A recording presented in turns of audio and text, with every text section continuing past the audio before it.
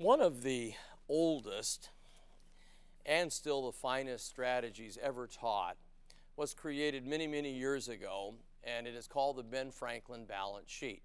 Now, the reason I put it in my training is it's not only a very true strategy, but when I was at a seminar, I went to a company that owned the actual Poor Richard's Almanac where Benjamin Franklin was interviewed, and they wrote in there how this great man made his decisions. So it's a wonderful strategy, and the reason it works I'll explain to you when I finish, because there's a critical part to this presentation. So let me just do the close again as if you're my buyer. And why don't you just say, we have a lot to think about and analyze before we do this. Let me hear that.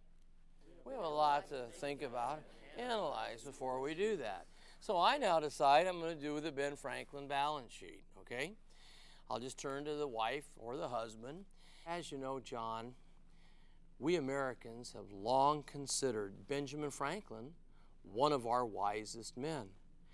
And you know, whenever old Ben found himself in a situation such as you're in today, he felt pretty much as you do about it.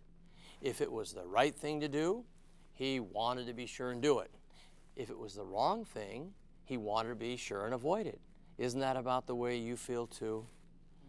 Here's what old Ben used to do. He would take a sheet of plain white paper and he would draw a line down the middle. On this side, you'd point to the left side. He wrote yes, and he would list all the reasons favoring his decision today. And on the right side, he'd list all the reasons against it. When he was through, he simply counted up the columns, and his decision was made for him. Why don't we try it and see what happens? Now, let's see how many reasons we can think of favoring your decision today. Now, of course, we list all of the selling points we've agreed upon that they do like about it. You like this, and just put a little check. Don't write them in now. Say, just put little checks.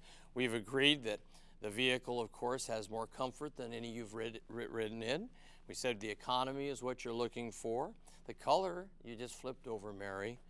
We also were impressed with the safety features that have been added since the last model.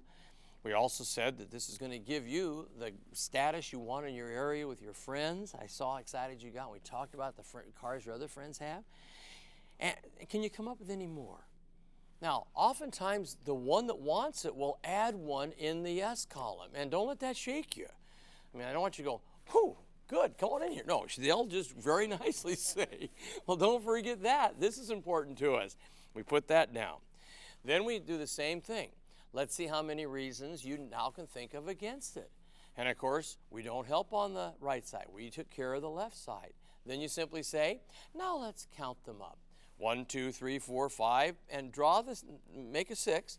Well, we have 6 on the yes side, and let's see what we have over here. Gosh, we only have 2 against the decision. So the answer's pretty obvious, isn't it, John? Now, I know some of you sitting there, especially if you've been in this business for many years as I have, you might kind of be sitting there and saying, you know, that technique, that strategy, I think might be outdated. You may think it, but believe me, number one, it works, especially if you use Ben Franklin's validation. And what I love about it, again, it's visual. They see the reasons they should say yes, the reasons they want to say no. You've outweighed them, and it's a nice way of helping them, again, rationalize the decision to say yes.